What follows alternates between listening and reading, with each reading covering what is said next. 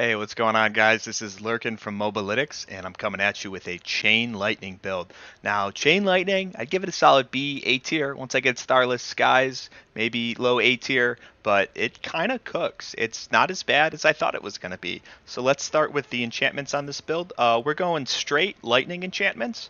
So the whole idea behind these enchantments is to conjure lightning spears, scale conj mastery, and spawn static ball lightnings to help aid with damage on single target, and things like that. So chain lightning itself makes a lot of crackling the way that I take it, and the ball lightning enchant also makes crackling, so those feed into the lightning spear.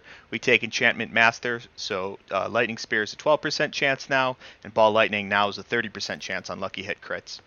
So for our skill bar, we're going to take Ice Blades to proc Tel Rasha for the cold damage. We're going to take Lightning Spear just to pre-stun enemies like before an engagement, so that we don't before we pick up a bunch of crackling. You can take Ice Armor here if you want. It's a flex. Then you're going to want Teleport and Flame Shield, as you want on every build. Then we're going to take Unstable Currents, which we have pretty good cooldowns with because this is running Overflowing. This is no Ancient Flame shenanigans. Chain Lightning has Accelerating, so no need for any of that. And then we have Chain Lightning as our main damage skill. So let's go over our gear. So I'm going to do a dungeon run with Shako and both Uber Stones, Evernight and Genesis, and then I'm going to do a dungeon run with no Ubers, no Uber Stones, no Helm. So wish me luck on that one. I'm going to lose a lot of damage, but we're going to see how it performs. So for this build, I don't have Starless Skies yet. You're going to want to slot that here. I ended up slotting an Edgemaster Ring, because instead of like say take the control aspect, control would be more damage, but Chain Lightning's biggest struggle is single target. So in the meantime, I take Edgemaster. This build makes so much crackling energy, you do not need recharging. So for the build, it's going to be Shako. That's best in slot. If you don't have a Shako, you can take an Ever-Living helmet with something that looks like this, with total armor, max life, cooldown reduction, and then either intelligence or life on kill, or lucky hit chance with barrier, or max mana. The fourth slot's kind of a flex. I like life on kill because it reminds me of Season 2 Undying. Next, we're just going to take a legendary chest. I never normally run Raiment unless it's a Helltide on Chain Lightning builds, and a lot of times in general. I've been running it more this season, but so you're just going to have a Disso chest. I don't run Juggernaut because I run Asus boots on this build, because I didn't spec into a ton of mana and reach. If I had spec'd into a ton of mana with recharging, I could have used Elementalist, but I'm just going to run straight Asus boots, take the 82% crit that I get from that, and just live with it. So we have total armor, and then you're going to have triple damage reduction. Ideally, I'd want damage reduction, DR close, and then DR distant. DR burning's fine because we have burning on our pet to help scale the damage. Next, you have gloves, just with crit strike chance, attack speed. We take lucky hit so that we can spawn more static ball lightnings, and then we take 4 ranks chain lightning. And then on here we have untether. That way there's 40% chance that it our chain lightning chains 4 more times. Now because we don't really need any mastery ranks, we take Tibalt's Will for 40% more damage. I think that's going to outweigh, say you were to take 4 ranks ball lightning on regular pants. I think that's going to vastly outweigh it. And this also just like retops off our mana. So that's why we don't need recharging. We're just running around, teleport, Tibalt's Will, picking up crackling, everything's fine. Next we take Asus boots. If you wanted to go to the flicker step route, you can, obviously. And then instead of Edgemaster here, you take Elementalist, and then you try and get more mana on the board. And that one's up to you. I'll let you figure that out. Next, we have a wand because our ball lightning enchantment uses lucky hit to happen. So we take a wand. Ideally, you're gonna want this is a bad wand. Ideally, you're gonna want int all stats, and then I would say core is fine, but typically I'd actually take vulnerable and critical strike damage. And the reason being is because during unstable currents, some of the stuff that we're spawning out isn't core. So I want it to benefit everything in the build. I want it to benefit the lightning spears. I want it to benefit the ball lightnings. So I would just take straight vulnerable and core, like we're back in season 1, baby. Just vuln core. Vuln crit. Take vuln crit like we would in the past, and then we have accelerating so that we get more attack speed all the time because our chain lightning's always critting. Next, we take just have a focus. This is a pretty standard focus. You can't really go wrong with this. We slap Conceited on this bad boy. Crit, mana cost, resource, cooldown reduction. The mana cost roll is pretty flexible, and even to an extent, the resource gen But so you could take something. I would definitely want crit chance and cooldown reduction. The other two are kind of flexible. I'd either have one a mana cost or resource regeneration, and then you could have intelligence, DR burning, lucky hit. So, but just the standard focus is pretty fine. Everybody knows what to put on those by now. Then we have Tel Rasha for 45% damage. Tel Rasha is great. It's basically an Uber. Next, this should be Starless Skies if you get it. If not, just take an Edgemaster's Ring. You could also put Splintering, and if you want more mobbing damage, you can also take a Control Ring. I just take Edgemaster because this build does struggle with boss damage. It's not terrible. Like, you'll kill a T100 boss. It's not going to take ages, but it's not going to feel as good as Blizzard or other builds. You just have to temper your expectations with this build.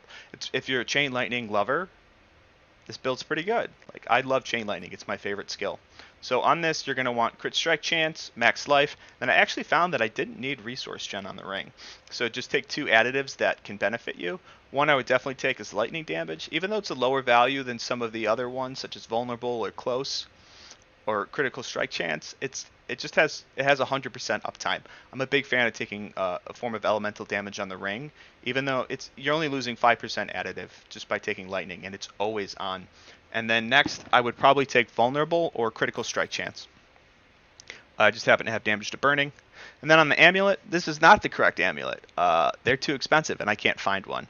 So on the amulet, you are going to want 3 ranks of Devouring Blaze, mana cost reduction, total armor, and cooldown reduction.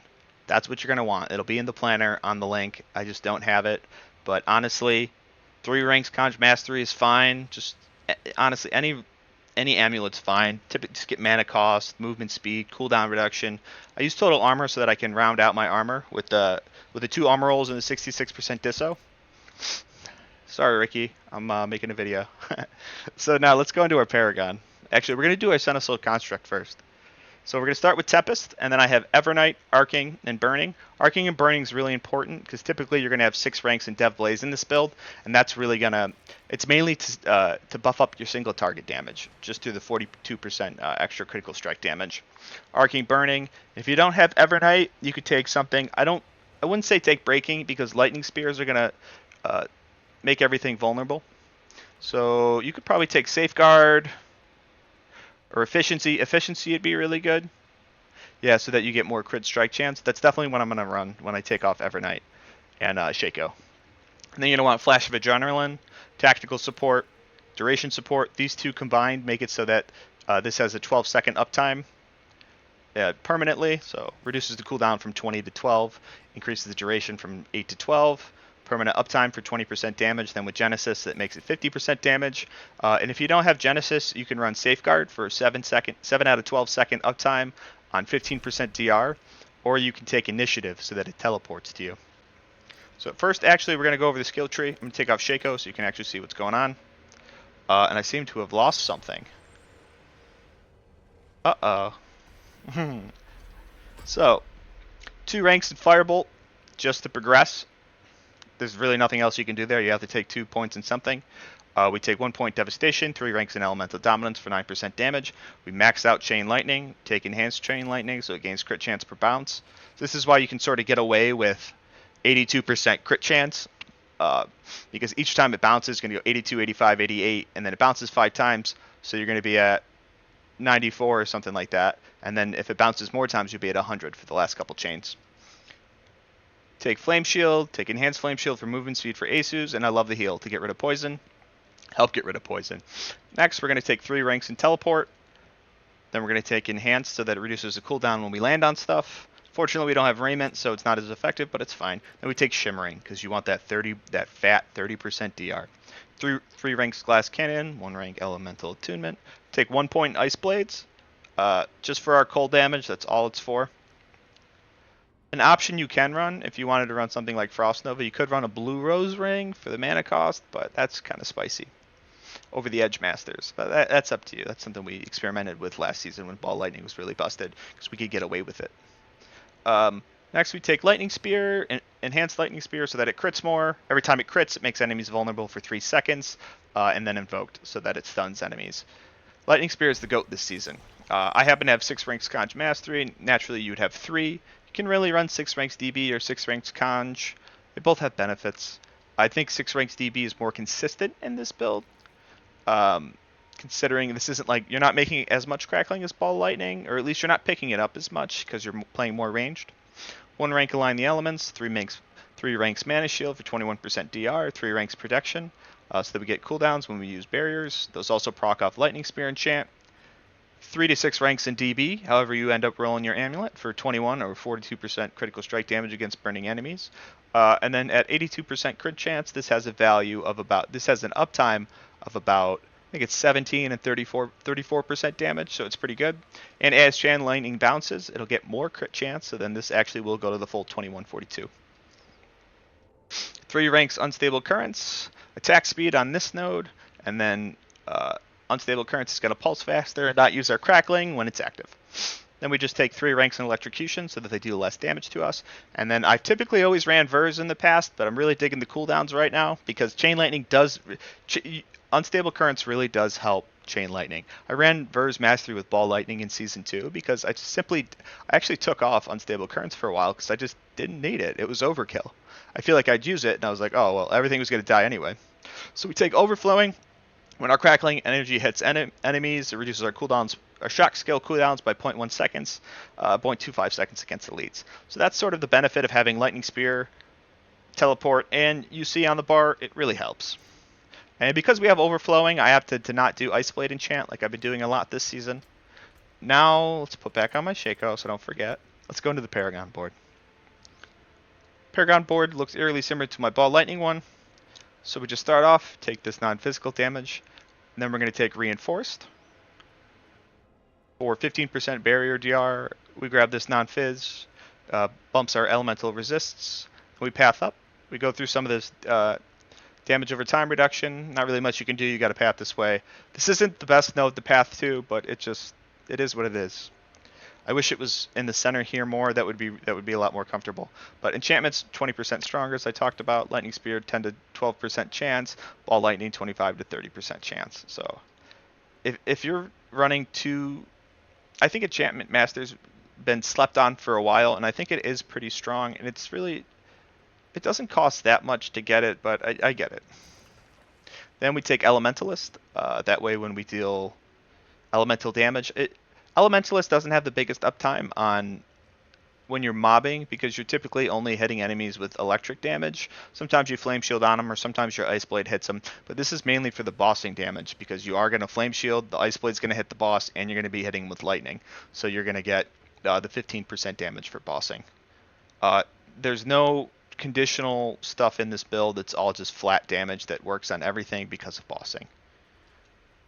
Next, we take Enchanter to buff it so that we can max out for our Frigid Fate legendary node. We end up grabbing a bunch of Vuln DR just because I was feeling it and getting more vulnerable damage. So the Oppressive's really good here. You get 20% Vuln damage, and then I end up getting 25% Vuln damage and 7% Vuln DR.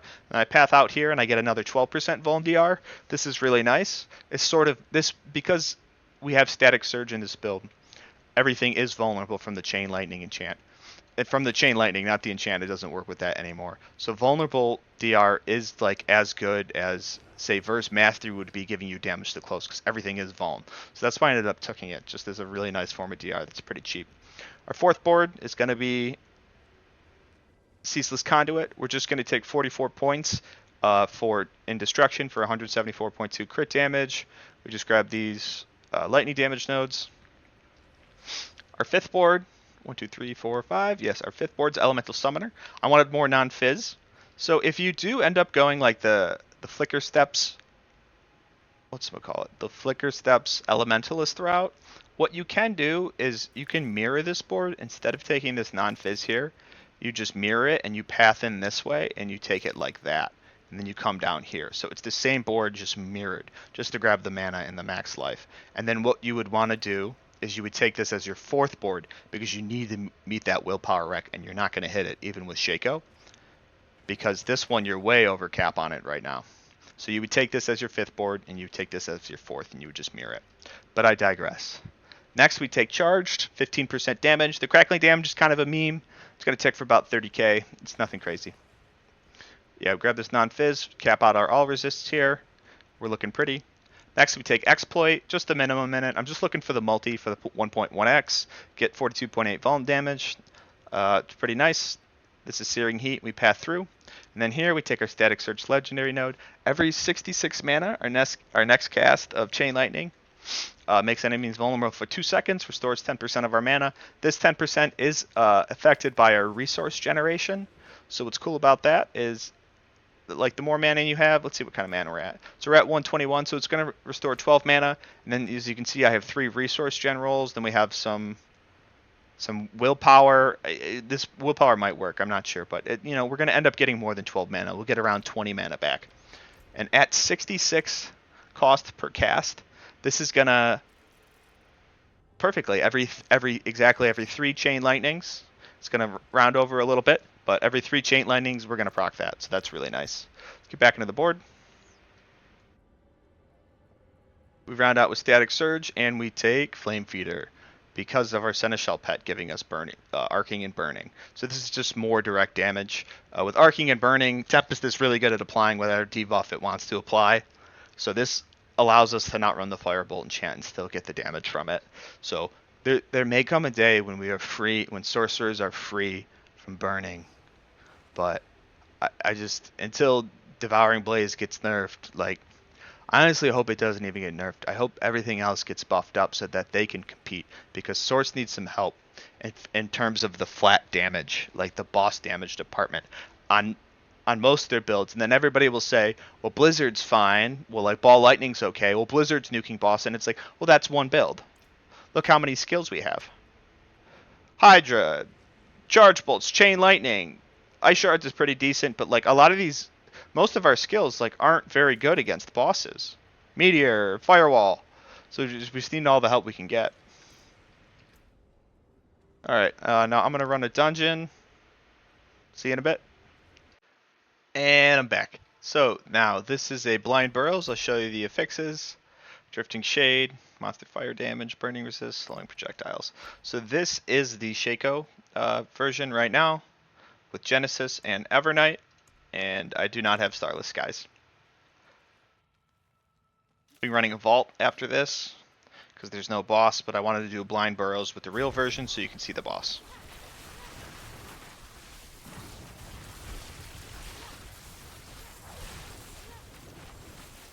But this build's perfect for little spiders. Get to just nuke them all.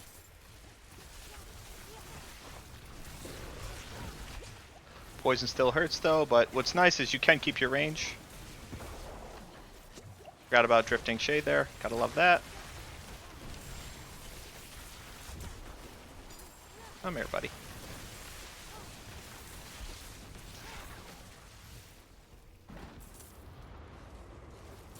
You gotta bait those guys out. I know not looking that impressive so far, but let it cook, let it cook. Those guys just take so long to explode.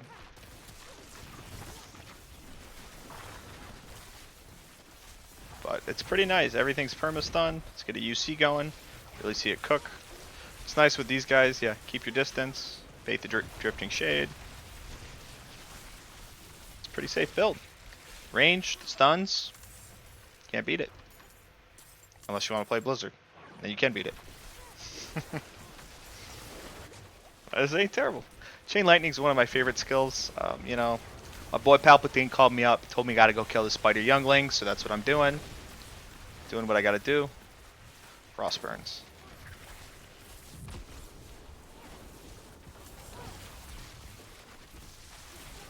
But not terrible. Everything's just stun. You can nuke stuff in time. I'm not running into issues like I did in S1 because of all the damage buffs, where I had a lot of enemies going unstoppable on me, even with Barber, because I ran Chain Lightning all of S1.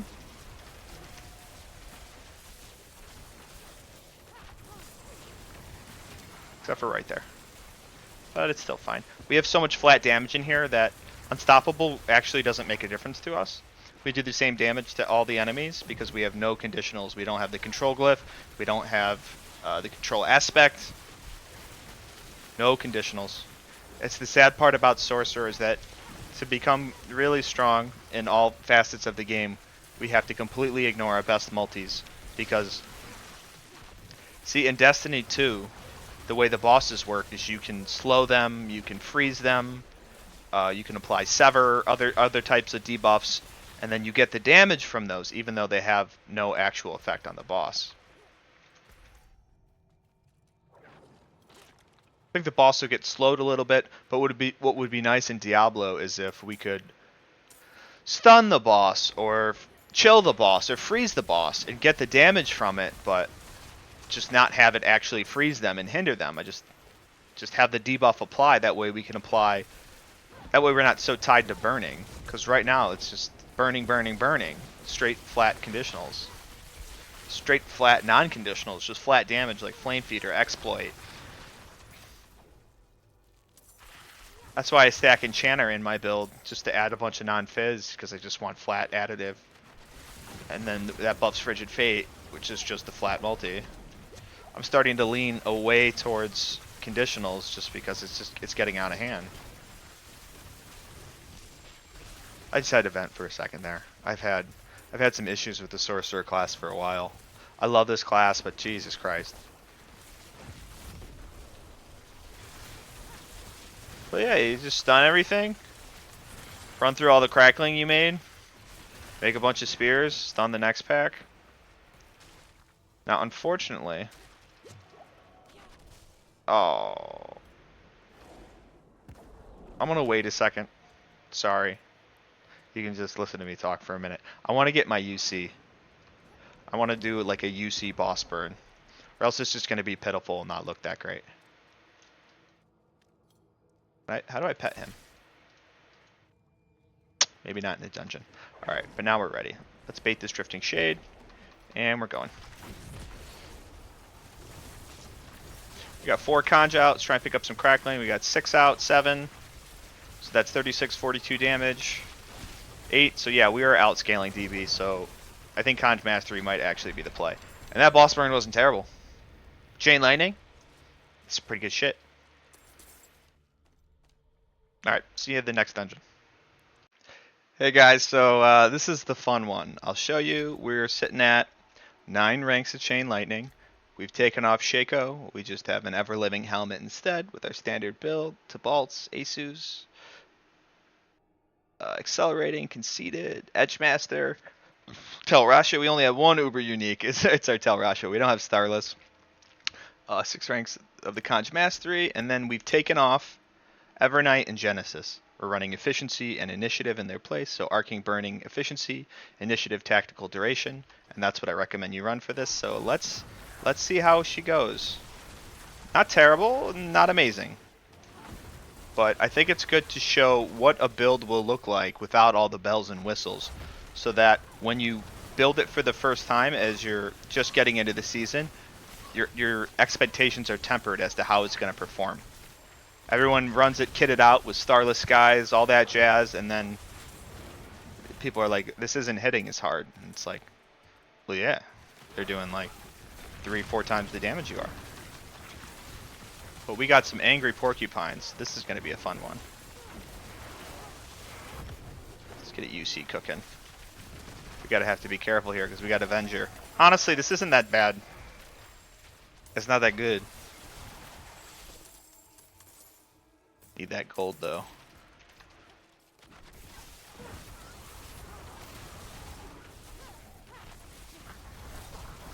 Alright, let's start cruising.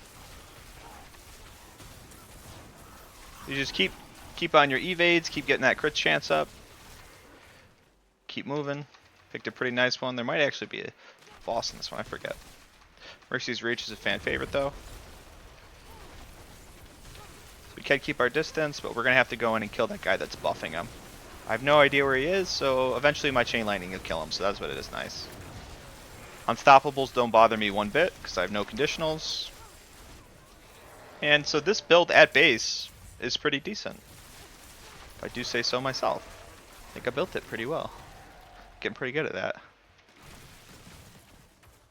Now I think this is actually a good dungeon to test this because of those rooms.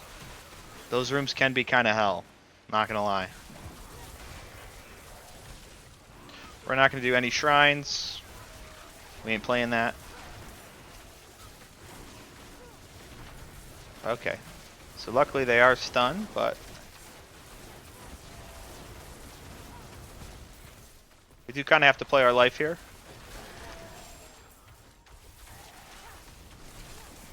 So this build can just smack T100s. Well, smack is a strong word, but really not having that many issues. I haven't had, as I jinx myself, I feel like I haven't had that many DR issues, especially with Ever Living and all the Vuln DR I have on the board. So this is definitely, I think, pretty damage focused, but not pure glass. Don't like making pure glass builds.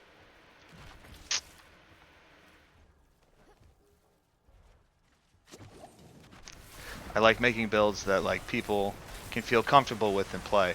Because I've gotten a lot of complaints from people when people switch to my builds and they say, yeah, I was running this popular website's build and I like yours better because I'm not getting nuked. And it's like, yeah, because I don't have Godslayer, Raiment, and Tabalathon. You have some DR somewhere. Crazy. As I'm gonna get nuked in this room. So I was just talking shit. Come here, brother. Come here, Mr. Goat Man. Yeah, they are going unstopped now. Definitely lost a lot of damage not having all my bells and whistles on, but she's still performing. Not terrible.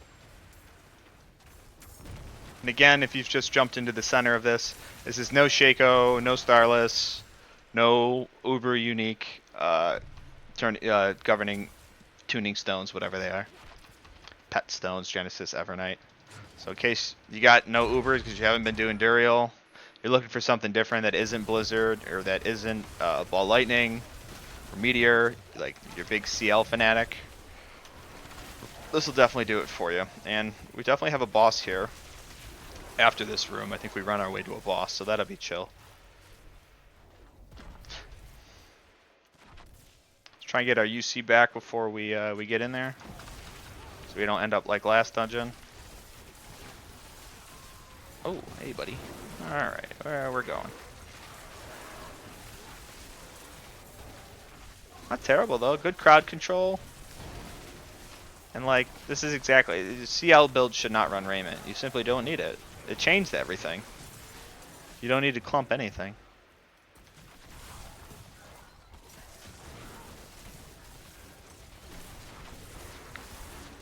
Get out of my way. Alright. Let's do this, Mr. Tom Lord.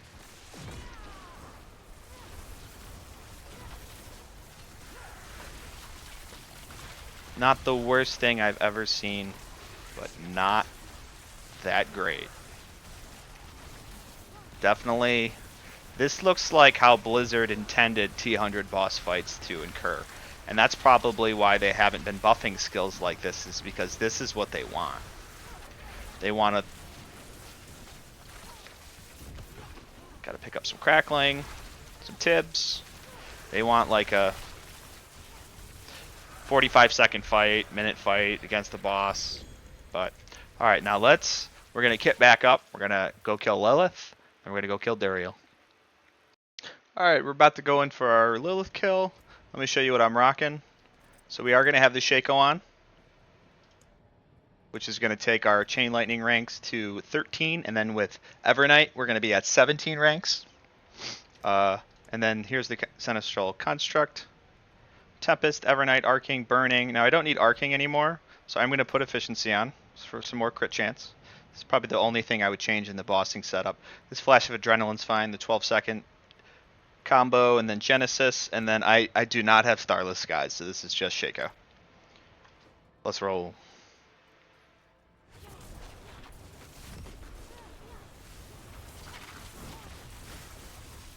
Oh yeah, we're gonna nuke this bit. Get nuked, lady. Every build's doing it this season. Not today, sweetheart.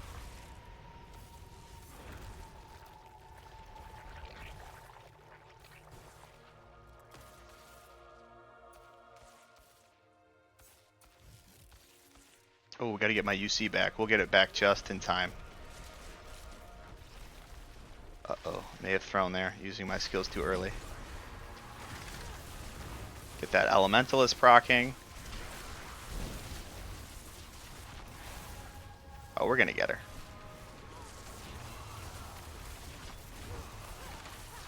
Flame shield just in time. We got her. Whoa, baby. Look at these fast seekers. Zoink. Let's try and time this correctly. Yep. We're big chillin'. We're not big chillin'.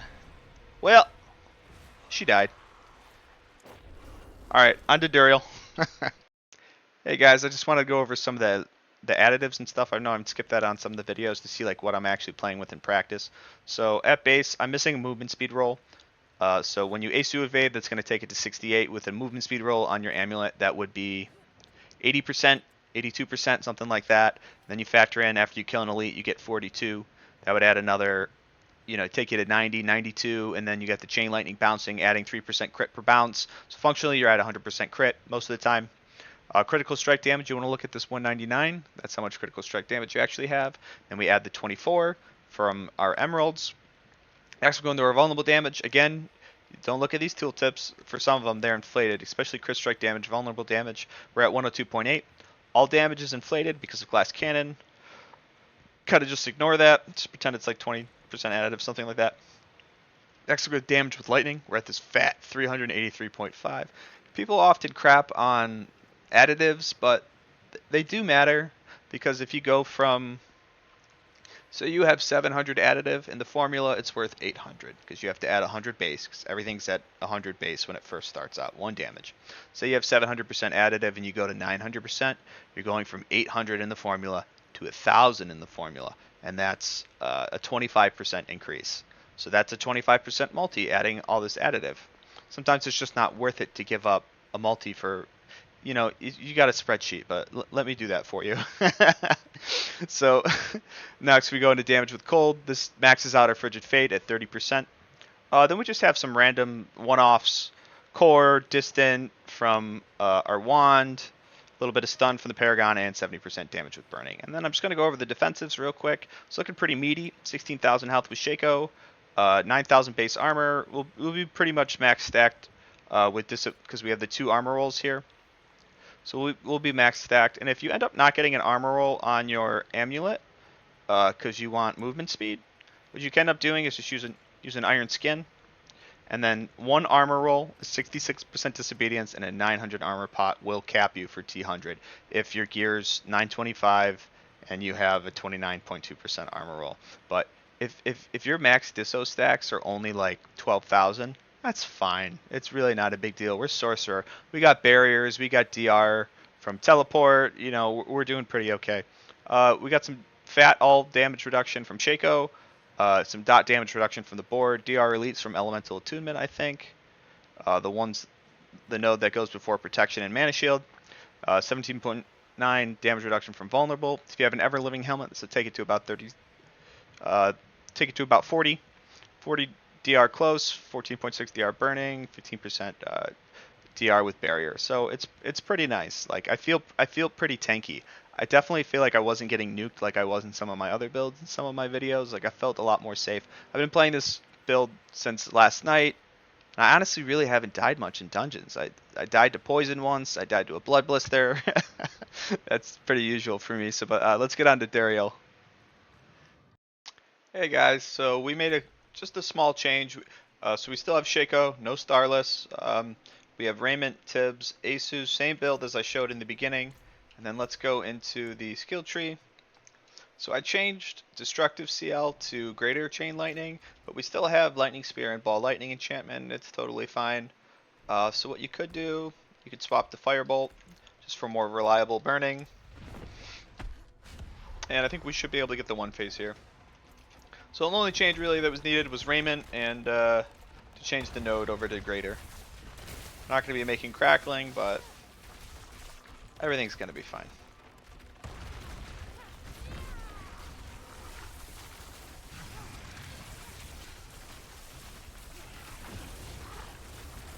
And he got cooked.